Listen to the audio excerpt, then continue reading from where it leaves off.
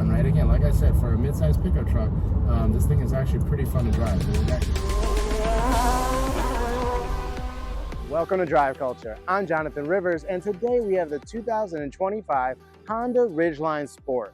And I'm going to tell you why sometimes the base trim is the best trim. So we'll go over the exterior, the interior, the powertrain, and of course, take it for a drive. So if this is content you're after or you're new to the channel, please be sure to click that bell to subscribe to come back for more. And with that, let's get after it. Now, this is the second generation of the Honda Ridgeline, but it's been around for several years. And for 2025, there really aren't a lot of changes. It wasn't necessarily a big refresh for Ridgeline, but there are some changes to the lineup, the pricing, and some of the trims and packages you can get. And we have kind of a unique spec here, so we're going to go over all of those details. So like I said, this is the second generation of the Ridgeline. When it first launched, it was kind of ultra boxy, a little bit of a polarizing design for some people, but the first Ridgeline did well. Step forward several years, they launched this second gen, which went into a little bit more traditional, design direction for a truck. And then over the life cycle of Ridgeline, they've added new design elements, even bringing in that more kind of off-road trim with the TrailSport and that kind of full-in premium black edition trim at the top of the lineup. So today we have the sport trim, which sits at the bottom. Now, this is a lot of truck for your money. So essentially for $40,150 MSRP, you're getting the truck that you see here. However, there's a couple things we got to talk about. One is the paint. Now, this is a new color for Honda called Solar Silver. Okay, so it's different than Lunar Silver. It's an all new paint color. But luckily, it's not one of the colors you have to pay additional money for. So that's not an addition to that $40,150. However, this does have what they call the HPD 18-inch wheel and all-terrain tire package, which we'll get to here in a second once we go over the exterior details. That's going to be an additional $1,900 on top of that pricing. So, again, there's a little bit more on top, but those are optional. You don't necessarily have to get that wheel and tire package, but we have it here today, so we'll cover it.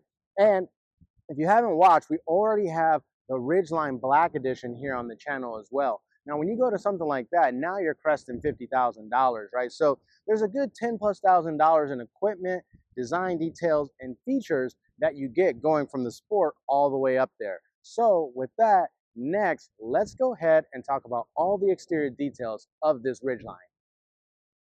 All right, guys, here we are with the exterior design of that 2025 Honda Ridgeline Sport Edition. So as I mentioned a second ago, this is essentially the base trim now, which is interesting, right? Because it brings you things like standard all-wheel drive, that Class 3 trailer hitch, and, again, just kind of like this premium, bold design for Ridgeline that, you used to have to like pay extra or work your way up the trim lineup to get that. But now all of this is what you see here comes standard for just over 40 grand, like I mentioned. So real quick, let's go ahead and talk about the exterior design up front. So like I just said, this is the Solar Silver. It's a new color. Really helps to show off the character lines of the Ridgeline. Obviously you got that kind of aggressive design for the hood, very sharp character lines there.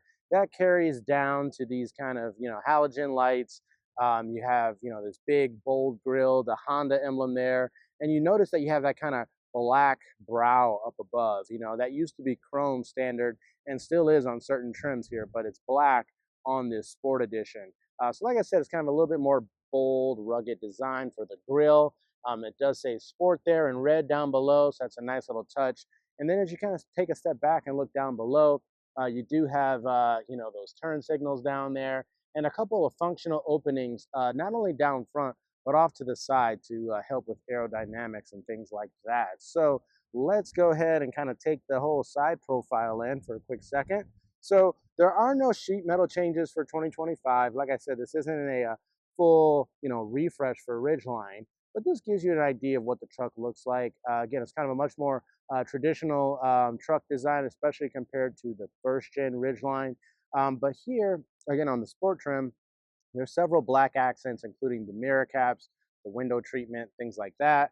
But let's talk about these wheels and tires because, like I said, this is kind of a special package that we have today. So essentially, this is a $1,900 option, okay? And what it gets you are these General Grabber all-terrain tires.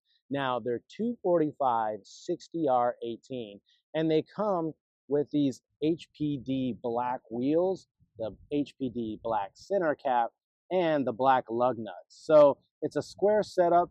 Again, if you're planning to do even just some mild off-roading, this would be a nice option. This way, again, it costs you $1,900, but you don't have to step all the way up to the TrailSport trim to have the all-terrain tire option now. I mean, TrailSport is going to be in the mid to, higher $40,000 price range. So again, if you wanted to save a little bit of money and you just wanted the wheels, you could get it here. And again, like I said, here it is in the rear. It's the same wheel and tire setup in the rear. So let us know if this is enough for you, or are you going to have to go in and get the TrailSport to get all the other features, design elements that come in that package as well. So also let us know your guys' thoughts and comments down below of the Ridgeline. Would you like to see a little bit more aggressive design? Tell us the things that you wish the Ridgeline had, or tell us the things you actually love about the Ridgeline, because as you're going to hear in the review, and if you watched our other review on the Black Edition, you'll know that for an everyday truck, this is actually really hard to beat. So let's go ahead and take a look here in the rear, which I think is actually one of the best views of Ridgeline. Now, you can see here, there's a really nice design element in the tailgate. And again, it's kind of a dual action tailgate. We show you how that opens and swings once we get into the cargo section here. But this was an update they did back in 2024, adding in that Ridgeline kind of stamped into the back of the tailgate. So again, I think that helps to make it look a little bit more rugged, a little bit more truck-like. They didn't have that in some of the earlier model years of Ridgeline. You do have the Honda badge down on the left, and it's spelled out Chrome Honda. It's not the H badge. And then down on the right again, you have another sport badge in red to let you know what trim you have. But aside from that, again, you do have that rear view camera next to the handle to release the tailgate. And then you have those big dual exhaust finishers down below, as well as that standard Class 3 trailer hitch that I mentioned. So again, like I said, Ridgeline, it's made a lot of changes over the life cycle. It's been around for several years, and they've added lots of different trims and packages. But is this the best one to get? So with that, I think we've covered most of the exterior details. Next, let's go ahead and hop inside to talk about the interior. All right, guys, here we are inside the 2025 Honda Ridgeline Sport. Like I said, with this being the entry level trim, the base trim, it still is a good value. There's lots of good features and technology given the price point here, but we just want to show you what the dash looks like here. So, yeah, I got that Honda steering wheel, and it has good controls. That was slightly updated going back to 2024 as well. New controls for your volume and stuff on the left of the steering wheel, and all your cruise control and ADAS stuff on the right. You do get paddle shifters. We'll show you how that works with the transmission a little bit later. Also, there is an updated gauge cluster, but it's still partially analog and partially digital. We'll show you what that looks like here. But essentially, the left side is digital, the right side's analog. So it's, and I would expect that even if there was a full digital gauge cluster, you wouldn't find it on this entry sport trim. But the good thing is there in the center, you do have Honda's 9-inch color touchscreen, which gives you wireless Apple CarPlay and Android Auto. So that's a really nice feature to have on the entry trim. Sometimes they'll have the smaller screens, or that connectivity has to be through a cable, a wired connection. But the fact that you get the bigger screen, the updated functionality, and the fact that it's wireless, even on the base trim for Ridgeline, is a pretty big deal. So also, let's talk about the HVAC controls below there. Hard buttons. There is kind of limited functionality. It's not a true tri-zone kind of setup. It is a dual zone climate control, so you at least have that.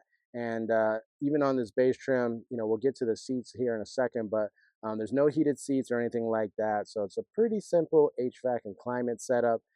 Down below there, you can see there's a little bit of a cubby space, and then there's also some connectivity. So you have a USB-A for data, C for charging, a little socket there as well, 12-volt socket. Wireless charging pad though. So again, that's a nice connected feature to have even on this entry trim. And then you guys can see this is Honda's push button style gear selector. So let us know if you guys like that style of shifter, or did you like more of a mechanical lever style shifter. But it's pretty easy to use once you get to the functionality. You can kind of start doing it without even looking down. There's also like your drive mode selector, as well as the button to turn off the idle stop function. So this just gives you a quick view of the dash. Next, let's go ahead and talk about the seats and other features. Okay, next, let's go ahead and talk about some more of the interior here. So you can see the door lining, the switch gear for your windows. You do have auto up and down for the front two, lock, and also your child lock. You get the fuel door lid. So you actually have to push the button. It's not a push on the actual fuel door like some of the newer models. There's your hood release. Also, you have some controls over here to the left for your mirrors. The econ button, we'll talk about that in the drive. You also have some of your safety controls like lane departure, traction control, collision mitigation. And given that this is a truck with a bed, there's also a cargo light button there that you can push to light up your bed if you needed to access it while it's dark out. So once again, there's your steering wheel. But all right, so let's talk about these seats. These are the base seats in the sports trim. They do have, that kind of like nice pattern that goes all the way from the top of the headrest down to the back and to the bottom of the seat. They also have that kind of like nice contrast stitching throughout, so that's a nice feature. But they are manual for both the driver and passenger. Again, this is the entry trim for Ridgeline. So you got those two levers there. One, to adjust the actual seat back, and then two, to actually adjust like the height and position of the seats. But other than that, on this trim, there is no sunroof, moonroof. You do get things like a sunglass holder and some lights at the top there, but pretty simple, basic audio system. Again, you'd have to step up to the higher trims to get the more powerful audio system, but again, this suffices for the base trim. So next, let's go ahead and show you what the rear looks like. Okay, here we are with the second row of the Ridgeline. Give you a quick idea of what the door lining looks like. And now we'll kind of take a look inside. So the seats in back, they do kind of go straight upright. So you don't really get a lot of recline from them. But hey, it is, this is what you get in this type of truck.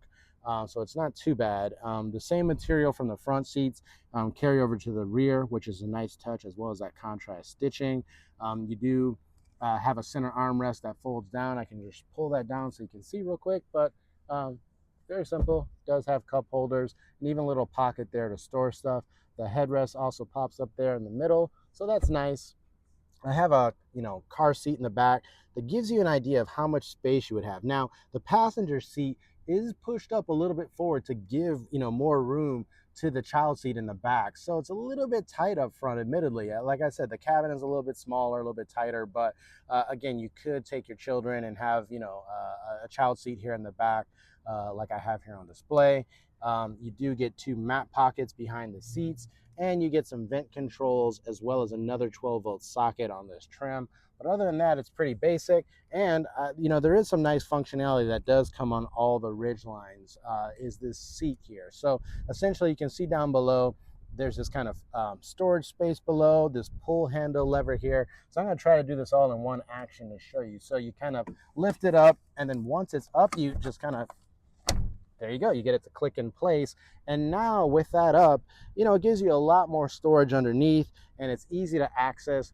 You can actually do that same action on the other side where the child seat is now, so you could have that all lifted up. Allows you to store a lot more stuff in here without having to put it in the bed. But with that, let's go ahead and talk about the bed and cargo space for it. So it's a dual action tailgate. Honda wasn't necessarily the ones that created this, but they did come up with a really unique way to open and close the tailgate. So you can actually go here, pull the latch, and it just comes down. Pretty typical. And what we're working with here is the bed of the Ridgeline is actually 64 inches in length. When you actually have the tailgate down like this, it actually jumps to 83 inches. So pretty good length there. Width-wise, it's 50 inches. So again, this is like kind of a smaller mid-sized pickup, but plenty of space for like your typical Home Depot kind of runs, right? One of the cool things is there is an in-bed storage as well. But let's talk about it. So actually, before we get to that, there's also 33.9 cubic feet of space back here. So pretty good storage there. But if you open up this in-bed trunk, there's actually another 7.3 cubic feet of space. Now, I'm going to open it here, but I'm actually also going to show you how this dual action tailgate works. So go ahead and just kind of push it back in, make sure it's locked in. And here you'll see over the bumper here, it actually says release, and it kind of points to where the latch is. So if you click this kind of like just swings open as this tailgate. And this is nice because this lets you get easy access to the bed, and specifically this in-bed trunk that I was talking about. Now, the other cool thing is there's an actual mechanical key lock here, so you can lock your goods if you really wanted to make sure no one could get back here. But just a quick push, and this opens right up. Now, the other thing is there's actually a small spare tire and jack setup underneath this. Now, I know that it's going to be an issue if you obviously have lots of things in the bed of the trunk. You're not necessarily going to be able to get to it. But hey, at least it does have one, and it's hidden away there. But you have lots of space down here. We'll show you what that looks like here in a second. So next, let's go ahead and talk about the powertrain. All right, next, let's go ahead and talk about the powertrain of this Honda Ridgeline Sport. Now, all Ridgelines come with the same powertrain regardless of what trim you get. So what we're working with here is Honda's 3.5 liter V6 engine. And in this configuration, it makes 280 horsepower and 262 pound-feet of torque.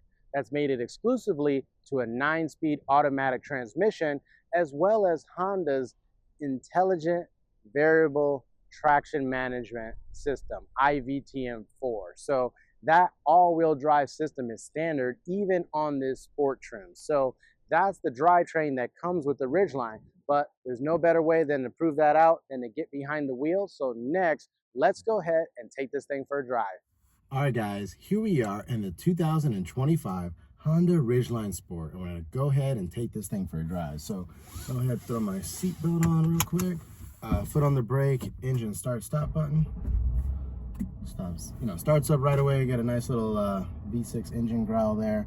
One of the things about the Ridgeline is it doesn't have kind of those newer electronic parking brakes, so you don't get things like the brake hold feature, and so essentially you have a push manual parking brake here. So I'm gonna hit that with my leg, throw it into drive, push the DS button here, and we'll go ahead and set off. And like always, we'll kind of talk through the drive modes, how it feels as you change each of the modes.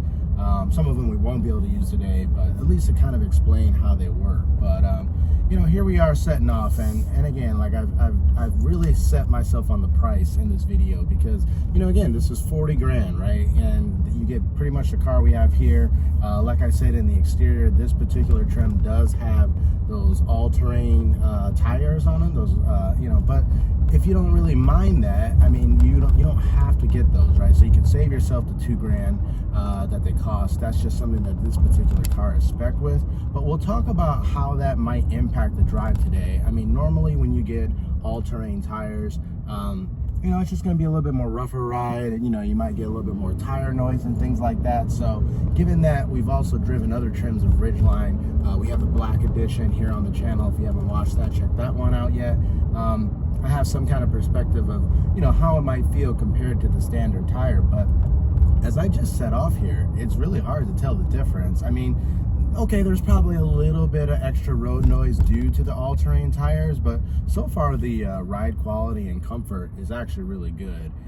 So before we set off here, let's talk about some of the drive modes. So there's a little button down here below the DNS. Next to that is the idle stop off. I'm gonna push that so engine doesn't keep turning off. But above the idle stop engine, again, is like a little picture of a Ridgeline, a little truck. And so if you push it, you start cycling through the drive modes. Now, there's normal mode, There's a snow mode, which it just switched into, but we're not going to use, seeing I'm in California. There's a mud mode, and there's even a sand mode. Now, when you switch into like mud and sand, it also automatically reduces the electronic stability control, because, you know, part of the traction logic is to give you as much low-end, you know, traction performance as possible. So it's adjusting how the all-wheel drive system behaves, the throttle response, all those things change in the different drive modes. But I went back into normal. There's not officially a sport mode. Off to the side here, there's also an econ button. So if you push that, again, what that does is give you a little green, you know, leaf in the digital cluster, and essentially that dials back things like your HVAC performance, the throttle response, to basically try to give you maximum MPG. But given that none of those things really change the overall characteristics, I'm going to pretty much drive in normal. Just went over a train track. That was actually pretty good. There's another one here that's a little bit more aggressive that we'll try out. We'll hit it just over 30 miles an hour. But like I said, I mean, I don't really see so far a penalty for having these all-terrain tires. And then obviously you get the benefit if you did want to go out and do a little off-roading, you know, you'd have that capability. So that was a second set of you know, train tracks there. And on that one, in other cars, especially the sports cars, the cars that are really low to the ground, you really feel it like come up through the chassis and the suspension, and you know, it kind of gives you this big shock. But in the Ridgeline, that was virtually nothing. So again, really good ride quality there, good compliance. Next, we'll kind of get into a little bit more, and you can hear the V6 engine. Like I said, it's, you know, 280 horsepower, 262 pound-feet of torque, so plenty of power around town, even really good passing power on the freeway. So, you know, for a mid-sized pickup truck, this thing drives really good. It has really good driving dynamics, right? And you don't really feel like penalized for driving a pickup truck. It still feels like driving a car, just you're sitting a little bit higher. So as I always talk about, the D/S button on some of the Hondas and Acuras, when you go to push it, essentially it puts it into sport transmission. So I just pushed it, kind of instantly raised up the revs. It gives me an S in the digital instrument part of the gauge, and essentially now what it's going to try to do is act in a more sporty fashion, while also letting you try to hold the gears if you use the paddle shifter. So here we go. I'm going to downshift. I'm actually in SM1. Here we go. Light up the throttle. It kind of automatically upshifts at 6,500 RPM, but I mean, this thing gets up. I mean, it's not slow, the Ridgeline, right? Like I said, that V6 engine, it's got good power, right? Good mid-range torque too, and honestly, like, you know, it just sounds good, right? It's not turbocharged. It really just gives you that natural V6 growl. So here's another pull from third gear, right? You can almost hear it, right? It kind of switches over and gives you an even louder, nicer growl, which is just fun, right? Again, like I said, for a mid-sized pickup truck, this thing is actually pretty fun to drive. So we'll actually go back down. You can see as I'm pulling the paddle shifters, again, this is the 9-speed. In that case, right, I actually felt the vehicle kind of like pivot around, right? Some of that was probably that IVTM4 torque vectoring all-wheel drive. Works a lot in the same fashion that the Acura super handling all-wheel drive system is, where, you know, essentially it sends, you know, a bunch of the power to the rear, and then it can distribute that power to both the left or the right outboard wheel, depending on which way you're kind of turning in. So in that case, it kind of literally rotated the vehicle around for me, and some of that was because it actually seems to do that more the more you actually apply the throttle, right? So it's kind of an interesting system in how it works, because I think in most cases as you're turning, you know, the tendency is to lift off throttle and kind of turn in. But in these like torque vectoring systems, you actually kind of want to apply throttle as you're turning in to like help rotate the vehicle. So that's a pretty cool feeling, even in a pickup truck, and it never feels like, you know, scary or anything like that. It's totally controllable, but actually it's just kind of fun to drive. So so that really is pretty cool. Lastly, like I said, you know, it is the 9-speed transmission. You saw it kind of, you know, automatically upshifting there for me. That's really Honda's, you know, transmission logic to kind of protect the transmission, so you're not banging off the red limiter, so you're not banging off the rev limiter or anything like that.